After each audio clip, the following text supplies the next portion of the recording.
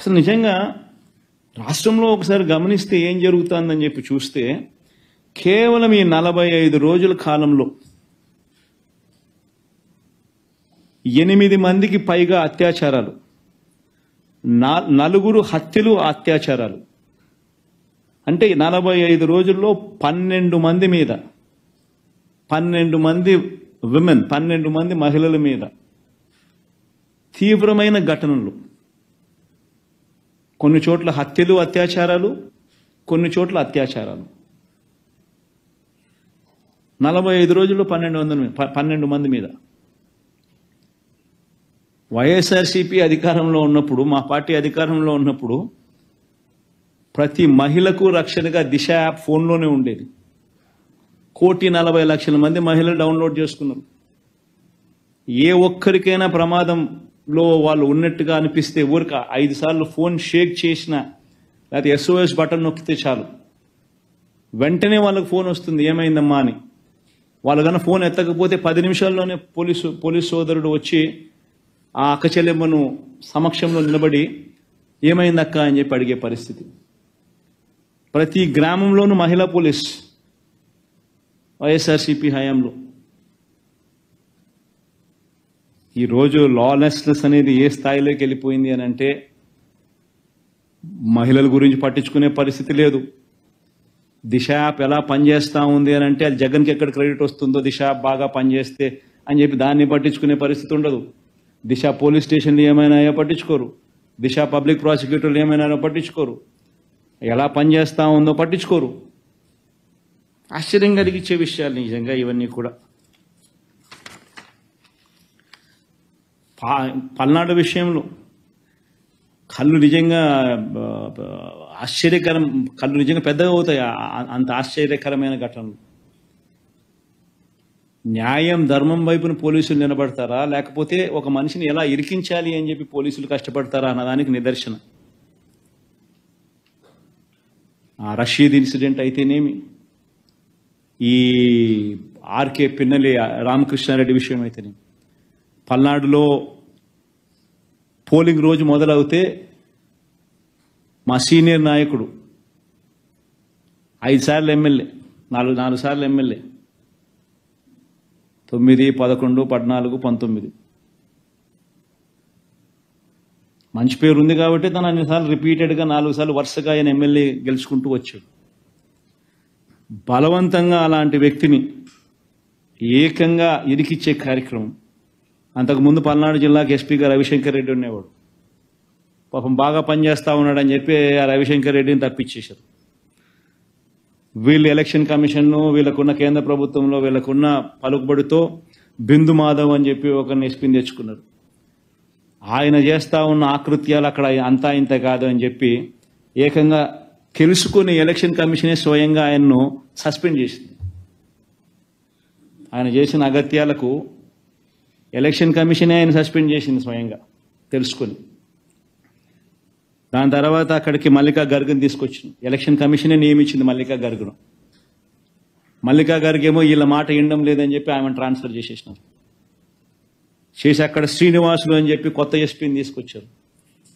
శ్రీనివాసులు అనే వ్యక్తి వచ్చిన 3వ రోజుకు రషీద్ అనే వ్యక్తిని దారుణంగా రోడ్డు మీదనే నరికేస్తారు. వచ్చిన 3వ రోజుకు.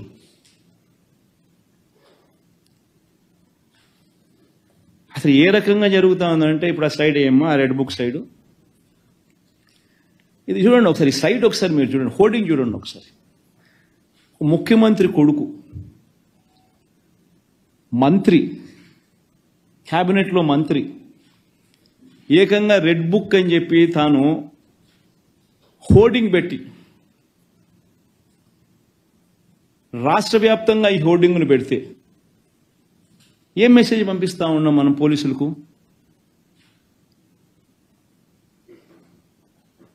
నా లెవెల్లో మొదలు పెడుతున్నాము,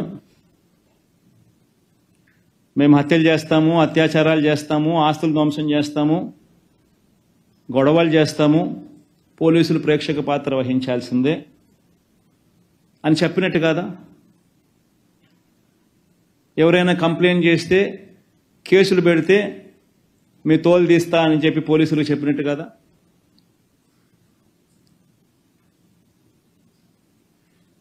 ఎవరైనా కేసులు పెట్టడానికి వస్తే దొంగ కేసులు రివర్స్ వాళ్ళ మీదనే పెట్టమని చెప్పినట్టు కాదా? ఈ రకంగా ఒక ముఖ్యమంత్రి కొడుకు రెడ్ బుక్ అనే దాన్ని హోర్డింగులు పెట్టించి ఏకంగా రాష్ట్ర వ్యాప్తంగా ఈ మాదిరిగా హోర్డింగులు పెడితే గ్రామాలలో న్యాచురల్లీ ప్రతి ఒక్కడు కూడా వాళ్ళ కక్షలు వాళ్ళ దానికి తీర్చుకునే దానికి ఏదో ఒక అవకాశం కింద తీసుకుని ప్రతి ఒక్కడు వాళ్ళ గ్రామంలో రెడ్ బుక్ వాళ్ళు తీస్తున్నారు, బయటికి తీసి వాళ్ళ పర్సనల్ స్కోర్స్ సెటిల్ చేసుకునే కార్యక్రమం చేస్తూ ఉన్నారు. సో రాష్ట్రంలో లానెస్నెస్ అనేది ఆటోమేటిక్లీ దిగజారిపోయేదానికి ఇది కారణం కాదా? ఆలోచన చేయమని చెప్పి అడుగుతాను. ప్రతి ఒక్కరూ కూడా ఎంత దారుణంగా ఉందనంటే నిజంగా ఇలా పరిస్థితి.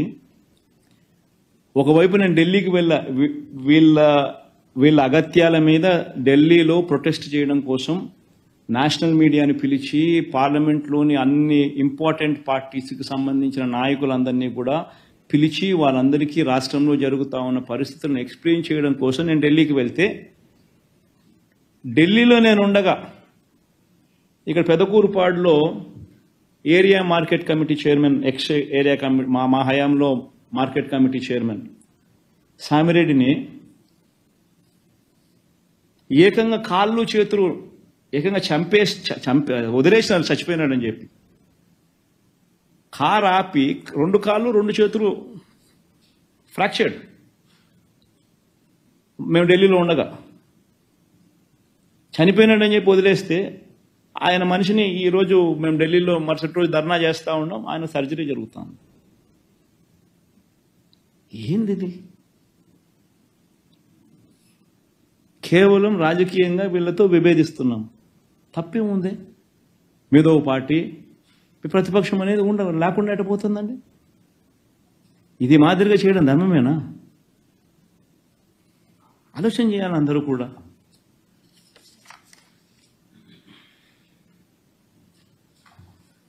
ఈరోజు నిజంగా ఆంధ్రప్రదేశ్ అంటే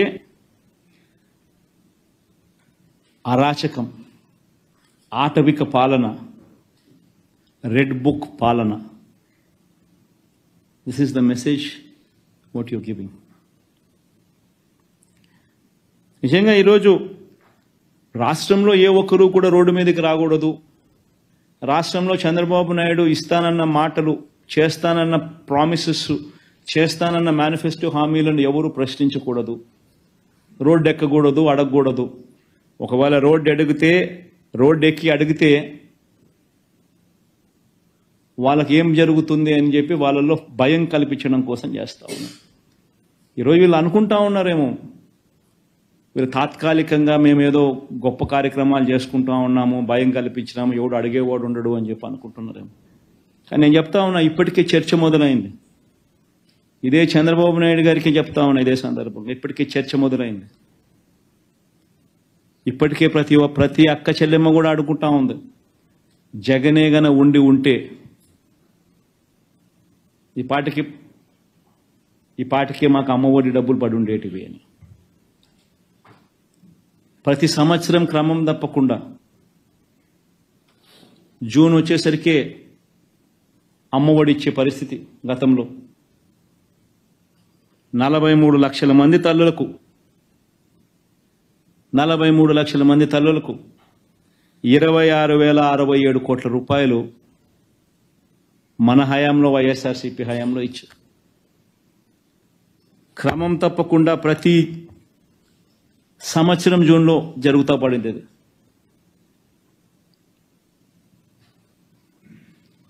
ప్రతి తల్లి అనుకుంటా ఉంది. ఈరోజు చంద్రబాబు నాయుడు ఏమన్నాడు, జగన్ అయితే ఒకే 15,000 ఇస్తాడు, ఆ 15,000లో కూడా తాను ఎస్టీఎఫ్ స్కూల్ మెయింటెనెన్స్ కోసము, వాళ్ళ పిల్లలు వెళ్ళే బాత్రూమ్ మెయింటెనెన్స్ కోసము 1,000 రూపాయలు దీనికి 1,000 రూపాయలు దానికి కట్ చేస్తున్నాడు. నేనైతే ఎంతమంది పిల్లలు ఉంటే అంతమందికి ఇస్తాము, నీకు 15,000, నీకు 15,000, నీకు 15,000, నీకు 15,000 అని చెప్పి పిల్లల్ని చూపించి నీకు 15, నీకు 15, నీకు 15, నీకు 15 సంతోషమా అని అడగడము. వాళ్ళ అమ్మని చూపించి నీకు 18,000, వాళ్ళ ఇంట్లో ఇంకా పెద్ద, వాళ్ళ ఇంట్లో ఎవరన్నా ఇంకా ఆడవాళ్ళు పక్కన ఉంటే నీకు 18,000. మీ ఎలక్షన్ క్యాంపెయిన్ అంతా మీరు ఇట్టే చేశారు. ఈరోజు ఆ తల్లులందరూ అడుగుతా ఉన్నారు. 2 నెలలు అయిపోయింది మీ ప్రభుత్వం వచ్చి, మా పిల్లలు బడిలకు పోవడం మొదలుపెట్టారు.